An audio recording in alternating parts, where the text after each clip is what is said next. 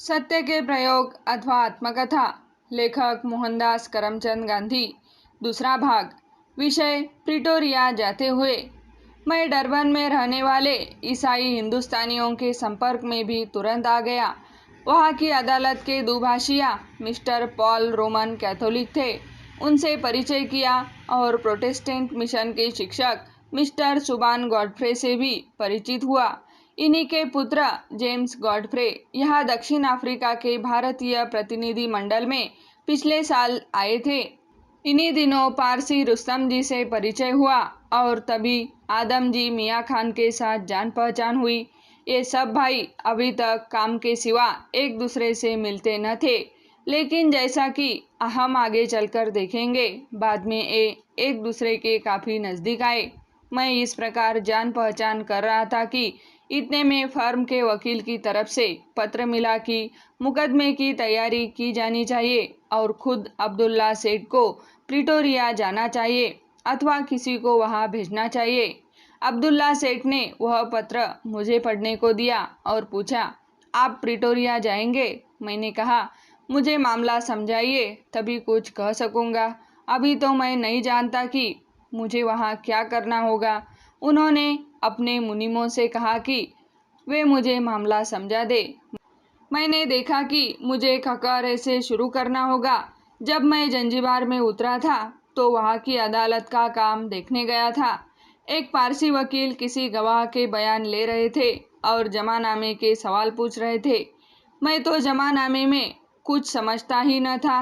बही खाता न तो मैंने स्कूल में सीखा था और न विलायत में। मैंने देखा कि इस मामले का दार मदार बहियों पर है। जिसे बही खाते की जानकारी हो वही इस मामले को समझ और समझा सकता है। जब मुनीम नामे की बात करता तो मैं परेशान होता। मैं पी नोट का मतलब नहीं जानता था। कोश में यह शब्द मिलता न था।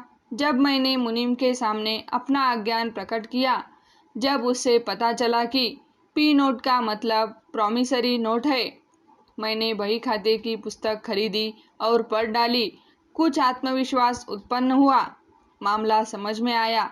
मैंने देखा कि अब्दुल्ला सेठ वही खाता लिखना नहीं जानते थे, पर उन्होंने व्यवहारिक ज्ञान इतना अधिक प्राप्त कर लिया था कि वे वही खाते के गुंथियाँ फौरन सुलझा सकते थे।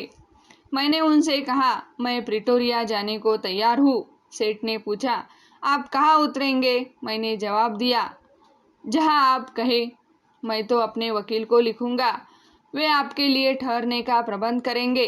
प्रिटोरिया में मेरे मेमन दोस्त हैं, उन्हें मैं अवश्य लिखूंगा, पर उनके यहाँ आपका ठहरना ठीक न होगा। वहाँ हमारे प्रतिपक्षी की अच्छी रसाई है। आपके नाम मेरे निजी कागज पत्र पहुँचे और उनमें से कोई उन्हें पढ़ ले तो हमारे मुकदमे को नुकसान पहुँच सकता है। उनके साथ जितना कम संबंध रहे उतना ही अच्छा है। मैंने कहा, आपके वकील जहाँ रहेंगे वहीं मैं रहूँगा अथवा मैं कोई अलग घर खोज लूँगा। आप निश्चिंत रहिए, आपकी एक भी व्यक्तिगत बात बाहर नहीं जाएगी, पर मैं मिलता जुलता तो सभी से रहूँगा। मुझे तो प्रतिपक्षी से मित्रता कर लेनी है। मुझसे बन पड़ा तो मैं इस मुकदमे को आपस में निपटाने की भी कोशिश करूँगा। आखिर तैयब सेठ आपके रिश्तेदार ही तो है ना। प्रतिपक्षी तैयब हाजी खान मोहम्मद अब्दुल्ला सेठ के निकट संबंधी थे। मैंने देखा कि मेरी इस बात पर अब्दुल्ला सेठ कुछ चौंके, पर उस समय तक मुझे डरबन पहुँचे 6-7 दिन हो चुके थे। हम एक दूसरे को जानने और समझने लग गए थे। मैं अब सफ़ेद हाथी लगभग नहीं रहा था। वे बोले, हाँ, आ यदि समझौता हो जाए तो उसके जैसी भली बात तो कोई है ही नहीं, पर हम रिश्तेदार हैं, इसलिए एक दूसरे को अच्छी तरह पहचानते हैं।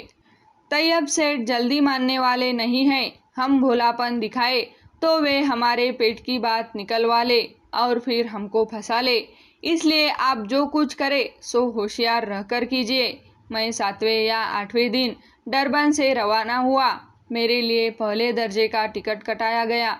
वहाँ रेल में सोने की सुविधा के लिए 5 शिलिंग का अलग टिकट कटाना होता था। अब्दुल्ला सेठ ने उसे कटाने का आग्रह किया। पर मैंने हठवश, अभिमानवश और 5 शिलिंग वाले बचाने के विचार से बिस्तर का टिकट काटने से इनकार कर दिया।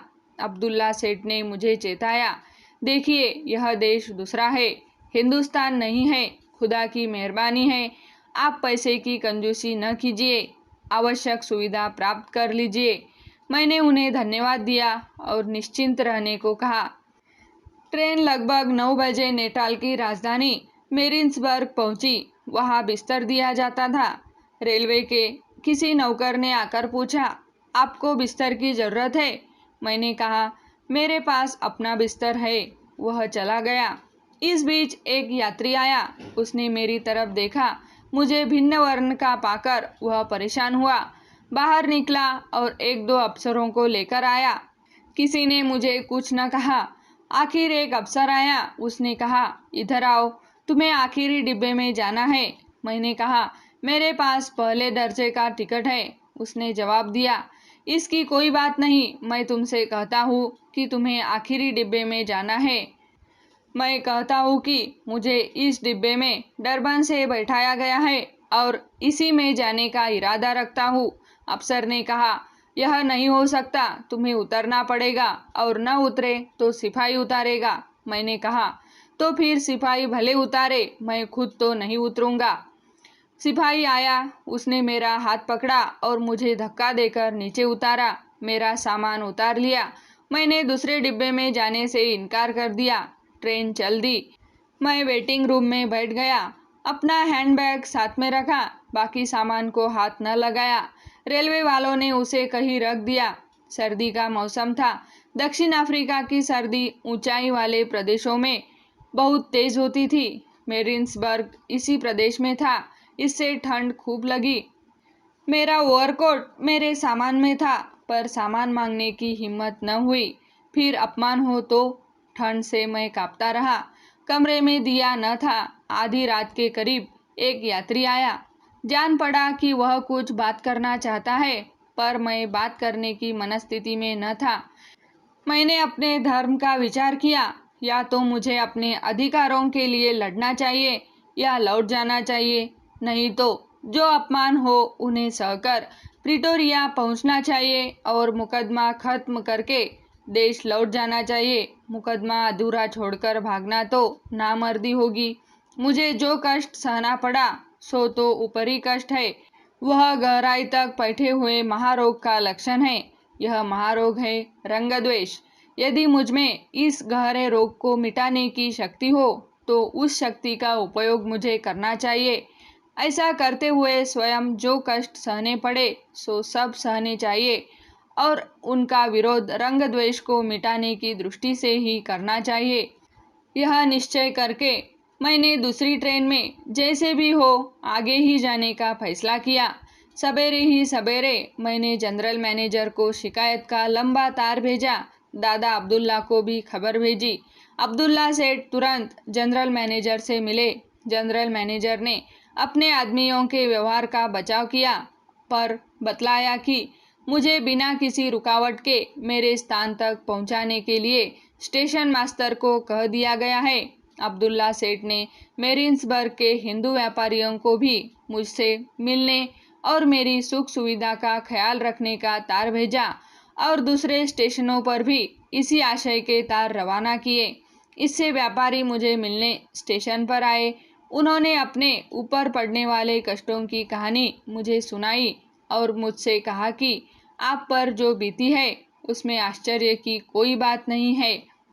जब हिंदुस्तानी लोग पहले या दूसरे दर्जे में सफ़र करते हैं तो अधिकारियों और यात्रियों की तरफ से रुकावट खड़ी होती ही है।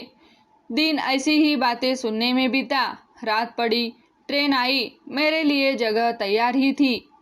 बिस्तर का जो टिकट मैंने डरबन में काटने से इनकार किया था वह मेरिन्सबर्ग में कटाया। ट्रेन मुझे चार्ल्स टाउन की ओर ले चली। यह प्रयास अच्छा लगे तो चैनल को सब्सक्राइब, लाइक और शेयर करें।